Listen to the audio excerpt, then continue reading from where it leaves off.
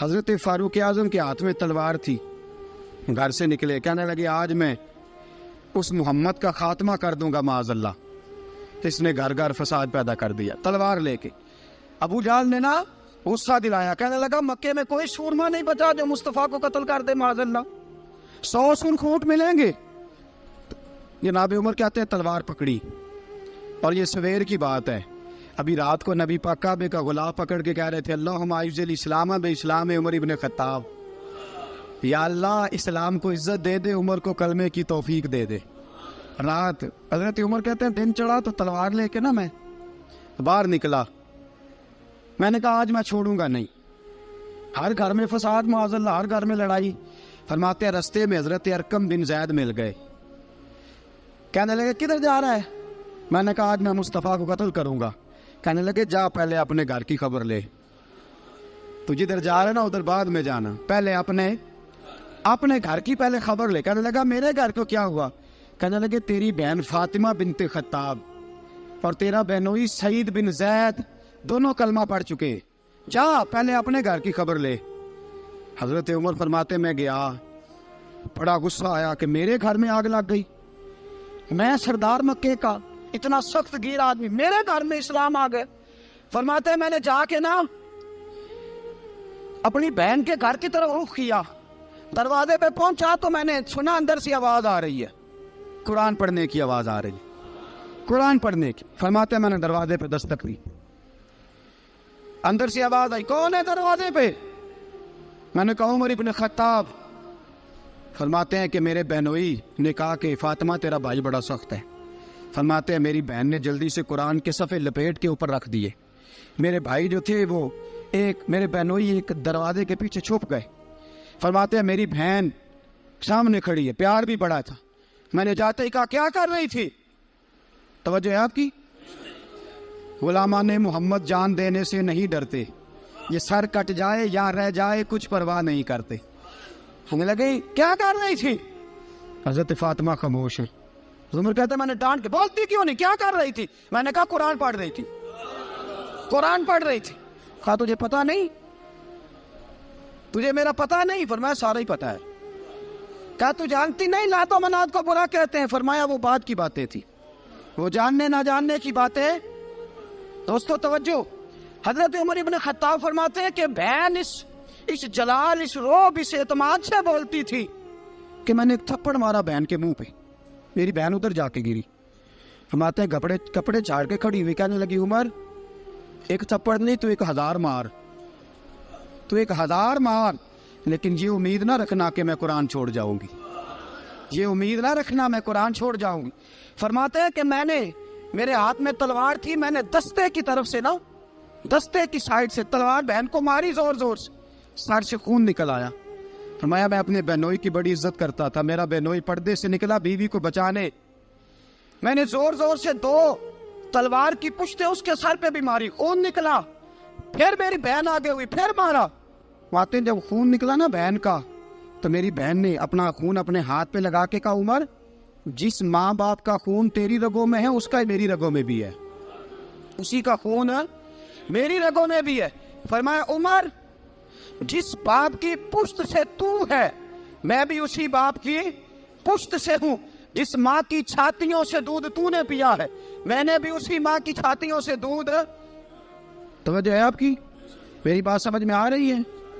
سنیں بات، رسول اکرم صلی اللہ تعالیٰ علیہ وسلم نے فرمایا، حضرت عمر رضی اللہ تعالیٰ عنہ فرماتے ہیں نبی پاک پہ نازل قرآن سنا تو جب میری بہن نے اس جلال کے ساتھ بات کی نا کہ عمر میں بھی اسی باپ کی بیٹی ہوں، میں بھی اسی باپ کی بیٹی ہوں، میں بھی اسی قبیلے کی ہوں، خبردار تو ترش رو ہو کے گالی 1000 دے، یہ وہ نشہ نہیں جسے ترشی اتار دے۔ فرمایا تو چارہ کر، ٹیل لگا، لیکن تو مجھے اسلام سے ہٹا سکتا؟ حضرت عمر فرماتے ہیں بہن کا جلال دیکھا تو میں ٹھنڈا ہو گیا، بہن کا جلال دیکھا تو میں نے کہا اچھا مجھے دکھاؤ کیا پڑھ رہی تھی، مجھے دکھاؤ ذرا کیا پڑھ رہی تھی۔ فرماتے ہیں میری بہن کہنے لگی تو کافر ہے، انما المشرکون نجس، جا پہلے وضو کر کے آ، جا غسل کر کے آ، جا پہلے نئے کپڑے دھلے ہوئے پہن کے آ، پہلے تیار ہو کے آ۔ حضرت عمر فرماتے ہیں میں تیار ہو کے آیا، میری بہن نے جھولی میں صفحے رکھے، قرآن پڑھے بہن، سنے بھائی، اللہ تقدیر بدل دیتا ہے. قرآن پڑھے بہن اور سنے بھائی.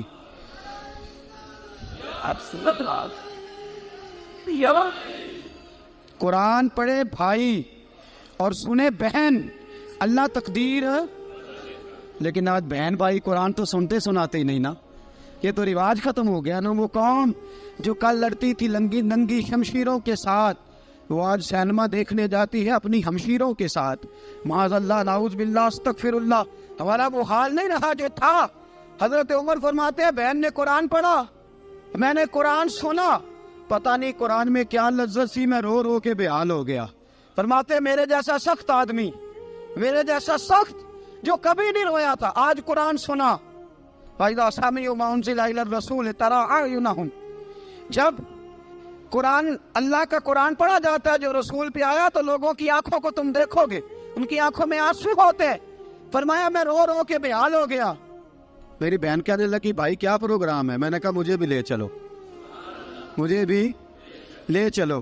کہا چلو. فرمانے لگے ذرا ٹھہر جاؤ، میرے نا ہاتھ باندھو رسیوں کے ساتھ، نا میرے ہاتھ پیچھے میرے ہاتھ باندھ لو، گلے میں میری تلوار لٹکا لو. میں مارنے آیا تھا، اب میں مجرم بن کے جانا چاہتا ہوں، مجرم بن کے. اور ہمارے شیخ فرمایا کرتے تھے، استاد گرامی حضرت عمر فرمانے لگے مجھے مارتے مارتے لے کے جاؤ. میں چونکہ مارنے آیا تھا نا مجھے. اور ایک پنجابی کا شاعر کہتا ہے حضرت عمر نے کہا کروں آیا سا مار مکاونے نو، کروں آیا سا مار مکاونے نو، ان مینو مار دے لے چلو. متے عمر دی عمر برباد ہوئے جتھے عمر سوار دے لے چلو. کروں آیا سا مار مکاونے نو، ان مینو مار دے لے چلو. متے عمر دی عمر برباد ہوئے جتھے عمر سوار دے، متے عمر دی عمر برباد ہوئے جتھے عمر سوار دے. فرماتے جب پہنچے نا دار ارقم میں تو دروازے پہ حضرت امیر حمزہ کھڑے تھے. حضرت امیر حمزہ، ایک شخص کہنے لگا حضرت امیر حمزہ سے عمر آ رہا ہے. فرمایا آنے دو.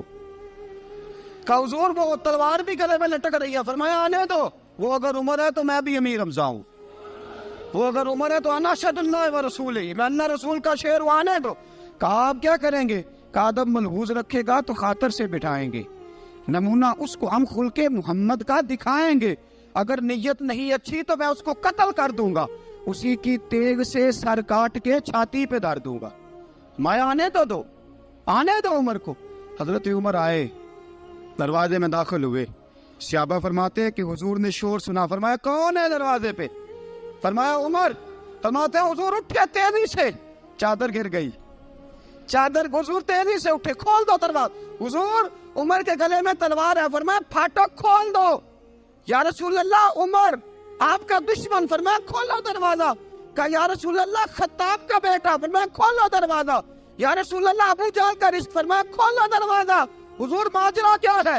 فرمایا وہ اپنے آپ نہیں آیا، میں نے رات اللہ سے دعا مانگی ہے، میں نے مانگ کے لیا ہے، میں نے مانگ کے لیا، وہ اپنے آپ تھوڑا آیا ہے. مانگ. کھولا دروازہ، آنے دو. حضرت عمر جھٹ سے دروازہ کھلا نا، رسول پاک سامنے کھڑے ہو گئے. کیا منظر تھا. ابو بکر فرماتے ہیں تمہیں کیا بتائیں کیا منظر تھا. حضرت ارقم فرماتے ہیں تمہیں کیا بتائیں کیا منظر تھا. میرے حبیب کی گردن تنی ہوئی ہے، آنکھوں میں آنسو بھرے ہیں پر نیچے نہیں گرتے. آنسو بھرے ہیں آنکھوں لیکن نیچے ٹپکتے نہیں. میرے رسول پاک آگے بڑھے، عمر کی گردن جھکی ہوئی ہے، عمر اوپر نہیں دیکھتے. حضور آگے بڑھے، جا کے حضرت عمر کا کندھا زور سے ہلایا. فرمایا کیا پروگرام ہے تیرا، کیا ارادہ ہے تیرا، بول. حضرت فاروق اعظم آنکھ یوں اٹھا کے کہنے لگے سونیا بس اب کلمہ پڑھنے کا ارادہ ہے، سونیا کلمہ پڑھنے کا. صحابہ فرماتے ہیں پتہ نہیں کیا ہوا، پتہ نہیں. حضور کا اتنا جوش ہم نے کبھی نہیں دیکھا، نبی پاک کو نعرہ لگاتے ہم نے پہلے کبھی نہیں دیکھا. جب عمر نے کہا نا سونیا کلمہ پڑھنے آیا ہوں، فرماتے ہیں رسول پاک کے جو آنسو بندے ہوئے تھے نا وہ ٹپ سے نیچے گرے اور حضور نے فرمایا اللہ اکبر، اللہ اکبر. فرماتے ہیں حضور نے جب اللہ اکبر کہا تو سارے صحابہ بھی کہنے لگے اللہ اکبر، اللہ اکبر، اللہ اکبر. حضرت عمر فاروق کا عدل اور حضرت فاروق اعظم کا انصاف، اس کو دنیا جانتی بھی ہے مانتی بھی ہے۔ حضرت فاروق اعظم رضی اللہ تعالیٰ عنہ قاضیوں کا تقرر کرتے وقت سب سے زیادہ احتیاط کرتے تھے کہ بندہ کس قسم کا ہے، اس کا مزاج کیا ہے، معاشرے میں اس کا وقار کیسا ہے، اس حساب سے اس کو تقرر کرتے تھے قاضی کے لیے۔ اور کیا حال تھا؟ حضرت زید بن ثابت رضی اللہ تعالیٰ عنہ کو آپ نے قاضی مقرر کیا، بعد میں معزول کر دیا۔ کیوں آپ نے معزول کیا ہے؟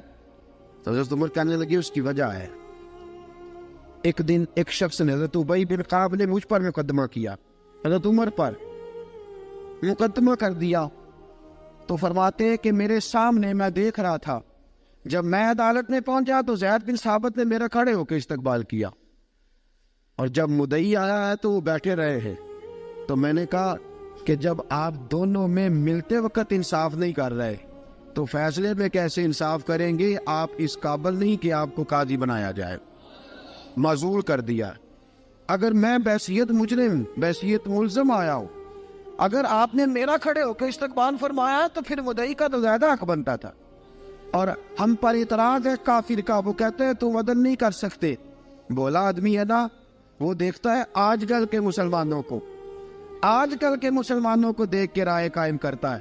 ہم اسے کہتے ہیں ہاں آج کل کے مسلمان نہ دیکھ، وہ جنہوں نے ڈائریکٹ نبی پاک کی نکاح سے فیض پایا تھا انہیں دیکھ، ڈائریکٹ جو رسول پاک کی نکاح کے فیض یافتہ تھے، عدل و انصاف سے بھر دی دنیا۔ حضرت فاروق اعظم، حضرت عمرو بن عاص مصر کے گورنر تھے، حضرت فاروق اعظم نے انہیں متعین کیا تھا۔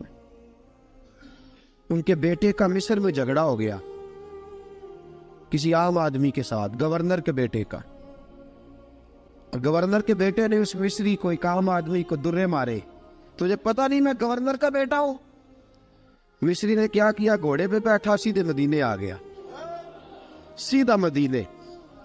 حضرت فاروق اعظم کے در دولت پہ پشت سے کپڑا اٹھایا، پشت سے اس نے اپنے نشان دکھائے تو جناب عمر کی آنکھوں میں آنسو آ گئے۔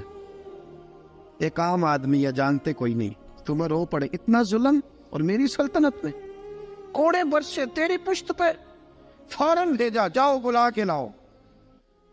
حضرت عمر بن عاص اپنے بیٹے سمیت آئے، بڑی عدالت ہے۔ حضرت فاروق اعظم کے لفظ، فرمایا اس کو اس کی ماں نے آزاد پیدا کیا تھا، تو نے اسے کیوں غلام بنایا ہے؟ اس کی ماں نے آزاد جنا تھا، تو نے کب سے لوگوں کو غلام کا؟ بیٹے یہ کیا کہتا تھا؟ یہ کہتا تھا میں گورنر کا بیٹا ہوں، تجھے تو جانتا نہیں۔ فرمایا اب یہ بڑی عدالت ہے، کوڑا پکڑ اور اس گورنر کے بیٹے کی پشت پہ برسا، اور اسے کہہ تو گورنر کا بیٹا ہے، میں محمد کا غلام ہوں صلی اللہ تعالی علیہ وسلم۔ اسے بتا، اسے اب بتلا کہ تو گورنر کا بیٹا ہے نا، میں نبی پاک کا غلام ہوں، اور جو مصطفیٰ کے غلام ہوتے ہیں وہ سارے برابر ہوا کرتے ہیں۔ حضرت فاروق اعظم کا عدل، جناب فاروق اعظم کا انصاف، جناب فاروق اعظم رضی اللہ تعالیٰ عنہ۔ روم کا ایلچی آیا نا حضرت عمر فاروق کے پاس، تو وہ کہتا ہے میں پیغام لے کے آیا اپنے بادشاہ کا، اور میں سفیر تھا، میں بڑے ملکوں میں گیا، بڑے بادشاہ دیکھے، بڑے امیر دیکھے۔ حضرت فاروق اعظم رضی اللہ تعالیٰ عنہ کے دربار مجھے بھیجا گیا، جب پہنچا تو میں نے مسلمانوں سے کہا تمہارے بادشاہ کا دربار کہاں ہے؟ انہوں نے کہا نہ ہمارا بادشاہ ہے، نہ کوئی دربار ہے، نہ بادشاہ ہے، نہ کوئی۔ اچھا تو پھر وہ کدھر بیٹھتے ہیں؟ کہا یا مسجد میں ملیں گے یا اپنے جھونپڑے میں ملیں گے۔ تو کہا تمہارا بادشاہ بھی کوئی نہیں؟ کہا بادشاہ نہیں، ہم مومن ہیں، ہمارا ایک امیر ہے جسے امیر المومنین کہا جاتا ہے۔ وہ شخص کہتا ہے میں مسجد گیا، میں نے کہا عمر کدھر ہے؟ انہوں نے کہا جی ابھی نکلے تھے، ادھر ہی ہوں گے۔ میں نے کہا یہ کیسا بادشاہ ہے؟ کوئی کہتا ادھر ہوں گے، کوئی کہتا ادھر ہوں گے۔ یہاں تو صوبائی وزیر صاحب سڑک سے گزرے تو سارے روڈ 3 گھنٹے بلاک رہتے ہیں، اور یہ کیا چکر ہے کہ لاکھوں مربع میل کا حکمران، کوئی کہتا اس گلی میں گیا، کوئی کہتا اس گلی میں گیا، یہ کیسا بادشاہ ہے؟ کدھر ہے عمر؟ انہوں نے کہا یہی تھا۔ دوسرے سے پوچھتا جو وہ باغ کی طرف گئے، باغ میں گئے تو وہ ایلچی کہتا ہے میں نے باغ والے سے پوچھا کہ یہاں تمہارا امیر کدھر ہے؟ انہوں نے کہا وہ درخت دیکھ رہے ہو؟ کہا حضرت دیکھ رہا ہوں۔ اس درخت کے نیچے وہ ایک شخص جو سویا ہوا ہے نا، مٹی کا ڈھیلا سرہانا بنا کے، وہ درخت کے نیچے مٹی کے ڈھیلے کا سرہانا بنا کے جو بندہ سویا ہے وہی ہمارا امیر ہے۔ وہ سامنے حضرت سیدنا عمر فاروق کے پاس وہ بندہ جا کے کھڑا ہو گیا.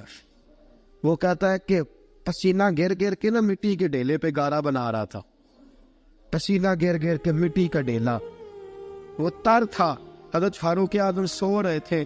کہنے لگا میں بیسیوں اور درجنوں بادشاہوں کو دیکھ چکا تھا جن کی آنکھیں 10 گن. حضرت عمر کی آنکھ کھلی, تامت سمیٹی اٹھ کے بیٹھ گئے. کدھر آیا ہے؟ کہنے لگا حضرت جی آیا تو کسی اور کام تھا, آیا تو کسی, لیکن اب کام کوئی اور بن گیا ہے. آپ نے فرمایا اب کیا کام بنا ہے؟ کہنے لگا میرا کام یہ بنا ہے کہ میرا بھی دل کیا میں بھی کلمہ پڑھوں اور نبی پاک کا غلام بن جائے.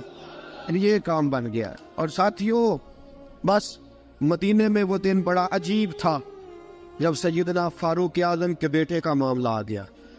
آج 60 سال کا بوڑھا عمر, ابو شامہ حضرت عمر کے صاحبزادے, یہودیوں نے سازش کر کے انہیں نبیذ پلا دی. نبیذ جائز تھی, نبیذ کیا کہ شراب پلا دی. پھر مقدمہ قائم ہوا. کہا اب پتہ چلتا ہے عمر کتنا عدل کرتا ہے. سیدنا فاروق اعظم کے پاس گواہ آئے. صاحبزادہ اندر کھانا کھا رہا تھا. فاروق اعظم نے گریبان سے پکڑا, کھینچ کے لائے. فرمایا ابو شامہ چل, تو نے شراب پی ہے, تجھے کوڑے مارے جائیں گے, تیرے لیے 100 یا 80 کوڑوں کی سزا تیاری کر لے. ابو شامہ کہتے ہیں کہ ابا جی انہوں نے نبیذ کہی تھی, شراب پلا دی. فرمایا تو نے پی کیوں؟ تو نے پی کیوں؟ بڑے بزم میں بار شیر مسجد نبوی کا فاروق اعظم. اولاد تو بزدل کر دیتی ہے نا بندے کو, اولاد تو کمزور کر دیتی ہے. آج مدینے نے عجیب ماجرا دیکھا. حضرت فاروق اعظم کی زوجہ روتی ہوئی آئی, کہنے لگی حضرت جی میرا لخت جگر ہے, ایک ایک کوڑے کے بدلے پیدل حج کروں گی, ایک ایک کوڑے کے بدلے صدقہ اور خیرات کروں گی. میرا بیٹا غلطی کر بیٹھا ہے, یہ کام نہ کرے.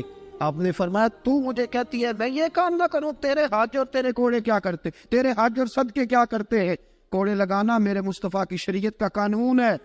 تو بیٹے کی بات کرتی ہے, عمر کا اپنا معاملہ بھی ہوتا تو عمر یہی سلوک کرتا.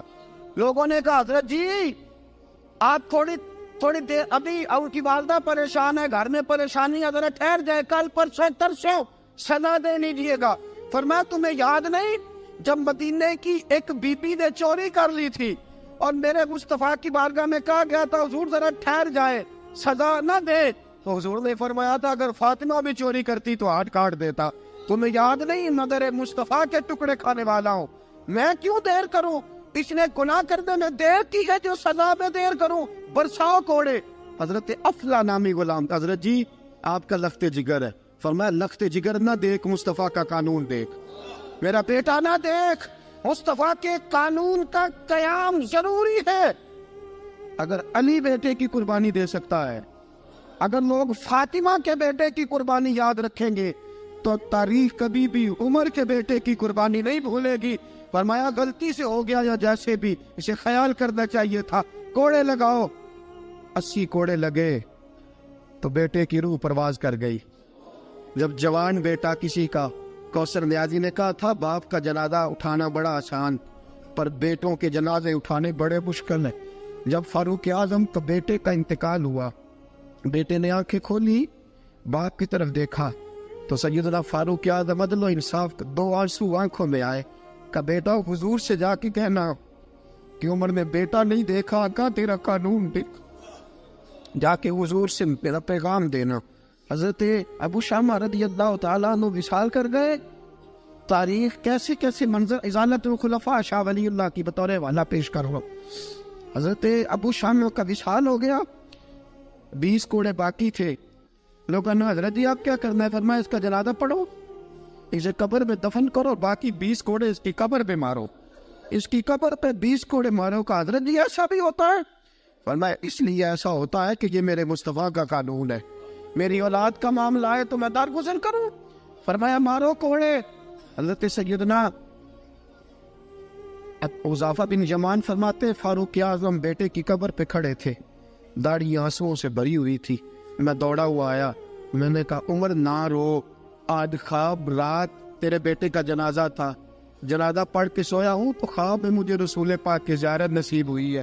نبی پاک خواب میں تھے تو 2 سبز غلے تیرے بیٹے کو پہنا رکھے تھے اور رسول پاک کی بغل میں کھڑا تھا۔